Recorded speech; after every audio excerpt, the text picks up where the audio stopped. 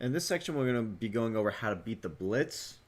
Now, I know this is a pain point for a lot of newer players, or even intermediate level players. Again, they're going to struggle versus the blitz. They're not always going to make the best reads versus the blitz. So again, this is going to be an extremely important section because a lot of times it's not even the reads, it's the route combinations you're using to beat the blitz. You're not setting yourself up for success with the plays you call. So that's why you might even notice that you have trouble making reads. It's because it's more the play design and the spacing on your plays more than anything. So again, we're gonna brief introduction here and kind of, in the beginner's manual we talked about how we utilize flat routes to the running back, getting the ball out quickly, getting the ball out quickly to the flats to attack the blitz. Again, that's one way. Again, another way is, utilizing seam streaks. Again, we want to be where they're leaving, that's where we're throwing.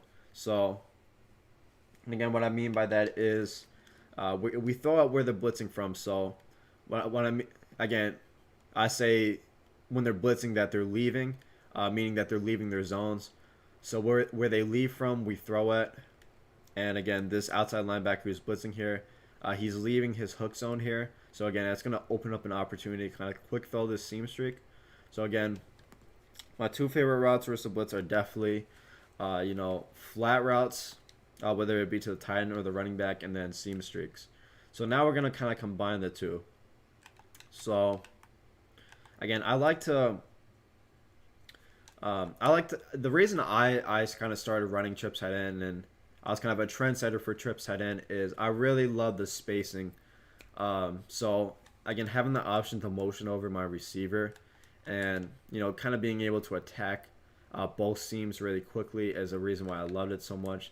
And also, again, it has all the good routes. It has the post routes. It has the corner routes, as we talked about in the base plays. Again, we need those post routes and corner routes to be, successful on offense consistently. And, trips head end has that, and it has the spacing. Whereas, if we just keep it like this and we don't motion over, again, it's going to be kind of harder to fit in this tight end seam streak. But if we motion over, it's going to pull out that outside corner. So watch here. When we motion over, the outside corner goes out. So it's going to really open up an area for us to kind of throw that tight end seam streak. And again, I didn't blitz here, but this is one of my favorite concepts right here, usually every year. Because again, it gives me the option to beat the coverage quickly or beat the blitz quickly, as well as it's still a good play versus coverage as well. Because again, we have that post route over the middle of the field. Again, the post route's really effective in Madden every single year. And again, we're going to use the streaks to push back the deep blues. Again, we got our pull routes. So again, the streaks are acting as quick blitz beaters and pull routes at the same time. And again, we're going to have that outside drag. And so we're going to really have three good options here. So again, those seam routes are going to be vacant when they blitz. Again, we throw at where they're leaving. And if they're really blitzing heavy in the slot here, you can throw to this streak. If they're blitzing heavy in this slot over here, you can throw to this seam. And again, it's going to be good spacing as well. Again, it's going to be pretty hard to lurk in between both of these streaks. There's a good, I'd say maybe like 10 yards. I don't know how to measure this, but maybe like a good 10 yards in between them. But also, most importantly, is we have this running back wheel route out the backfield as well. And as we talked about, the flats, the running back wheels are really effective versus the blitz. So we're combining the two best elements together, the two best routes versus the blitz together.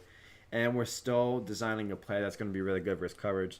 That's the key to running a really effective 5-out offense is having these quick blitz beaters, being able to tell yourself pre-snap, like, okay, if he blitzes, I can hit this seam streak over here or this seam streak over there, and I'm still going to have a running back wheel. But if he's in coverage, I still have, a good route combination out here. I still have a post out here that can, beat any coverage or drag underneath. So, Again, double seam streaks in general, but I really like double seam streaks versus the blitz. On top of the running back wheel, um, is going to be a great combination to throw out there versus the blitz, and even versus coverage defenses as well. Um, Also, another reason why I would really like a play like this is because the outside drag. That's also going to be, a really effective concept versus the blitz. Say if they do something like this.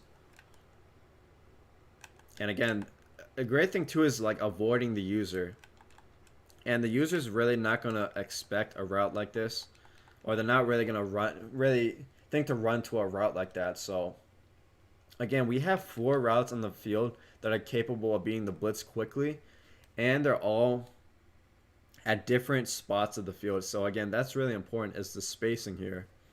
You got to ask yourself, okay, who are your main targets and what's the space between your main targets? Because again, we don't want routes to be running into each other. Then it's just going to be easy for the user to play, multiple routes at the same time, and we don't want that. Again, we want the user to feel like they have to commit to a route, and once they commit to the route, there's going to be another great option on the field, or another route that's kind of out of their vicinity, and they're not going to be able to recover to it.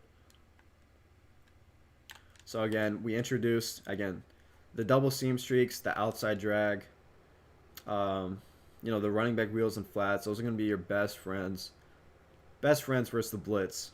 And again, and really throwing out where they're blitzing from. So again, and you can do this to either side too. That's what I love about trips is, you have the option of attacking either seam quickly. So you could also do something like this. This is another concept that I like. Again, we talked about the seam streaks, we talked about the running back flats, and we're really just combining all of these together now. So again, so here, we can always throw this drag really quickly on the outside, and we kind of even have like the running back flat as a pull route, kind of pulling out the cloud. And if they don't have any flat over there at all, we can just quick throw it to the wheel route. And the great part about this is the user really has to make a decision. And actually, I would even snap this drag a little bit earlier. Now that I think about it, do something like this.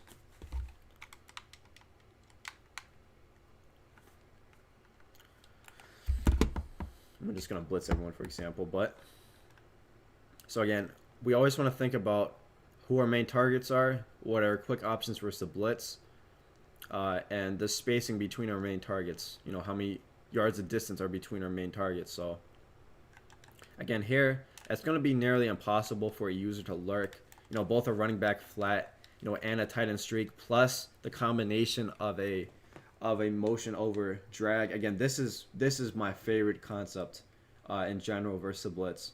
Again, we're going to talk about the triangle concept in the next section, but again, kind of look at what's forming here. And what's kind of forming here is kind of like a triangle, and that's what you want to formulate, because when you formulate this triangle, again, look at the space between each of our main targets on the field.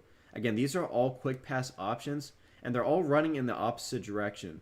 So again, if you're the user, how are you going to guard something like all these quick options when they're all running in, opposite directions of each other? They're all attacking different depths of the field, attacking different parts of the field as well.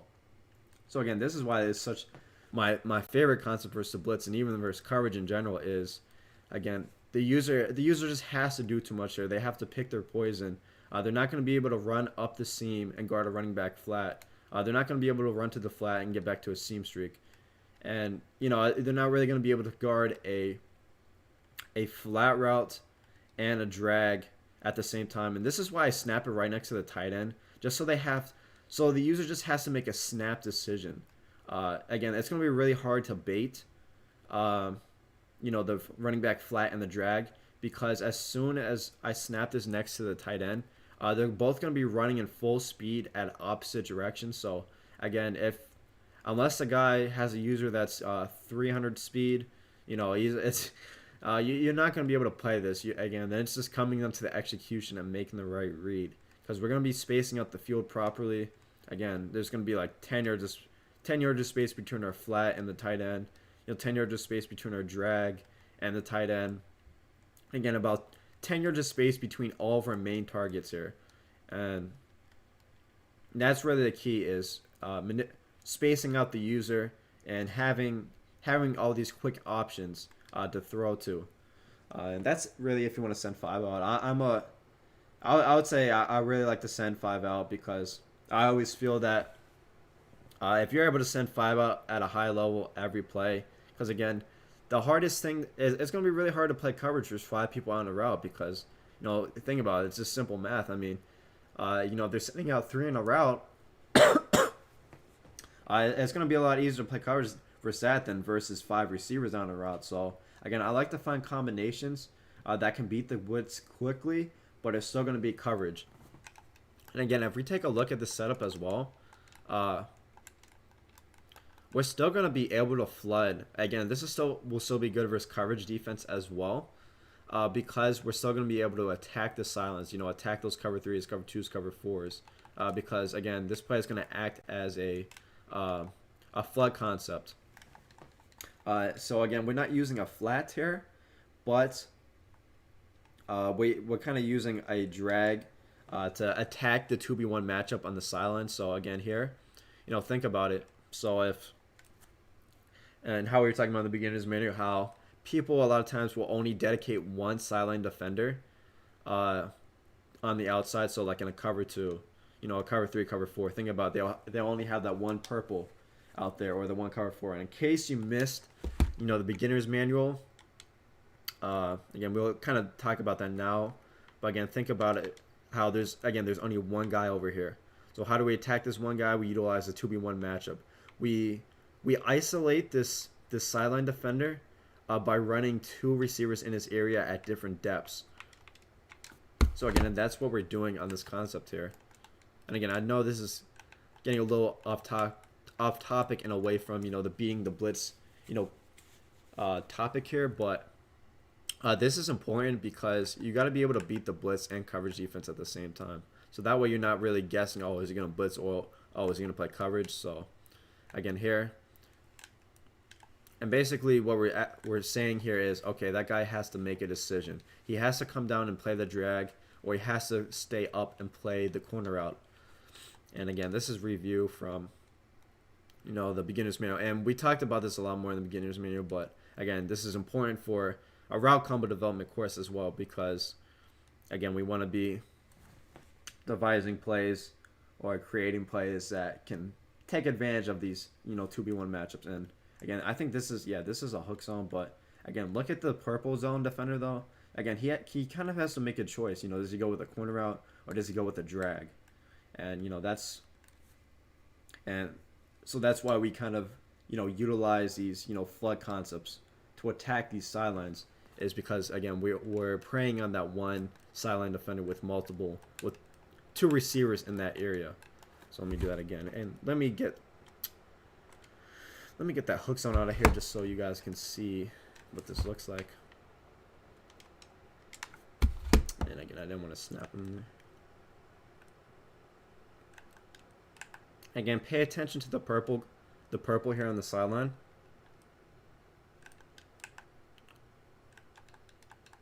Oh, it didn't let me snap it here, but as you just see, the purple here has to make a decision. He has to, because there's only one defender there. This is just basic math. It's a 2v1 matchup. He has to say, okay, there's 2 people running towards the sideline. I'm the only sideline defender. Which one do I pick? If he goes low, you go high. If he goes high, you go low, and that's all this is. And so what? Again, the purple here, all I was saying was, okay, we have the 2v1 matchup, and then it comes down to this guy's decision of whether he wants to go high or low. And again, once you see the guy drop down low, again, we know we're going to have the high option, because again, we're utilizing a pull route here with the streak, to send the deep blue deep. So he's going to be out of the play, and again, that's what's going to open up this corner route.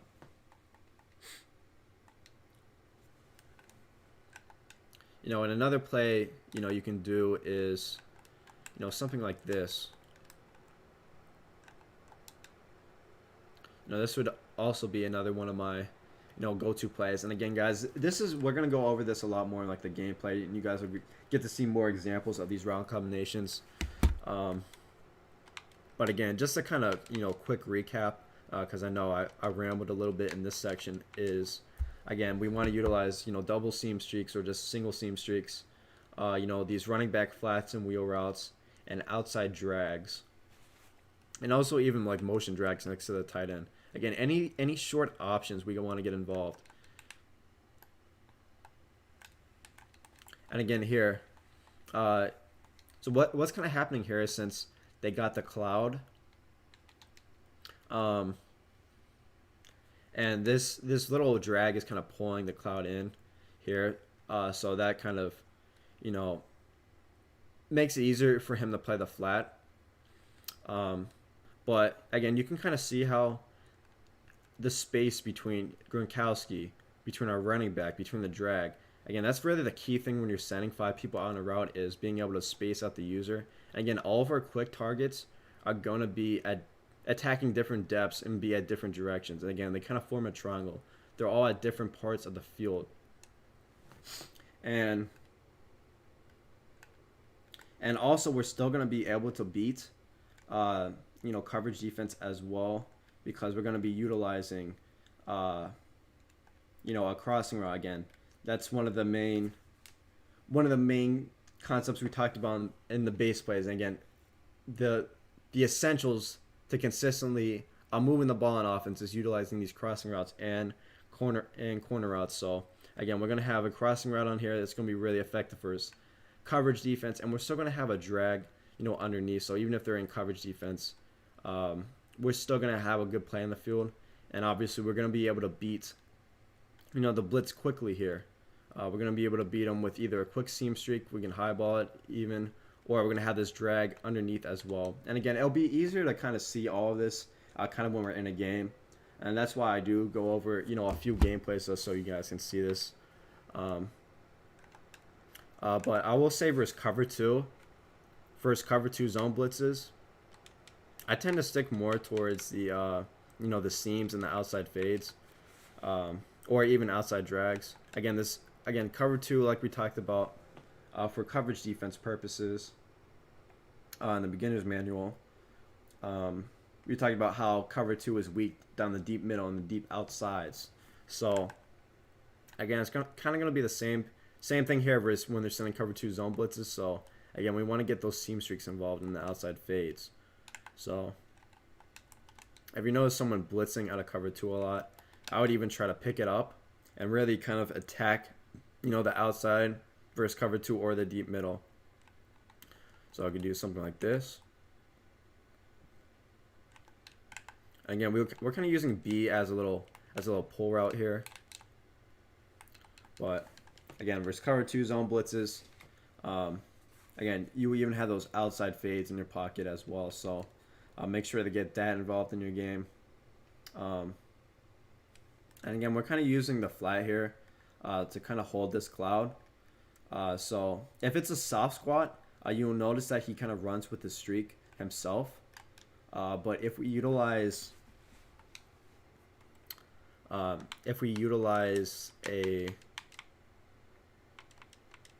flat route over there, the soft squat's not going to follow. So I'll do it right here.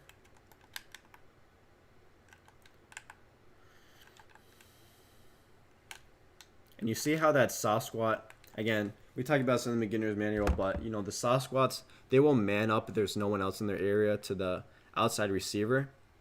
But since we put a flat route at that part of the field, or run a flat route to this side of the field, again, the soft squat has to respect that. Again, the soft squat plays like a cloud. If there's 2 receivers in his area, he's not just gonna stay manned up.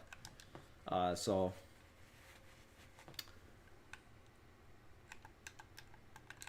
let me show you guys without this flat route. So let's say if we just did something like this.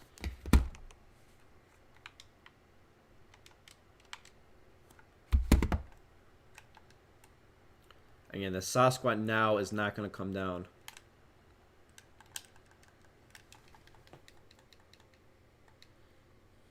So, again, versus cover 2, you really can take advantage of the sidelines, the deep outsides, you know, and just in general, the deep outsides are going to be really effective versus cover 2, whether it's they're blitzing or not.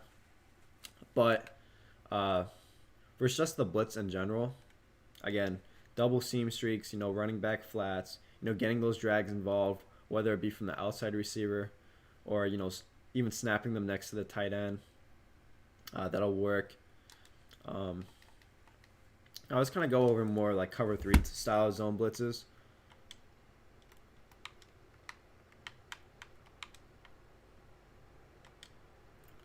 Again, the thing with cover 3 is, especially in this man, cover 3 zone blitzes or more of the meta.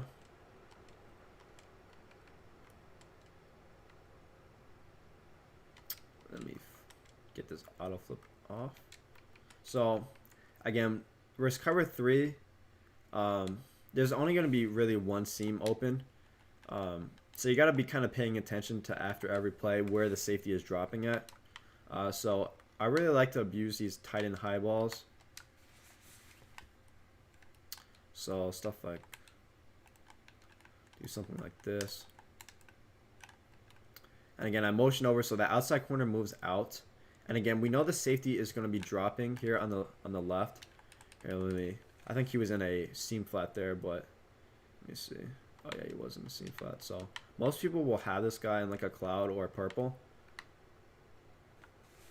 And kind of watch how he drops.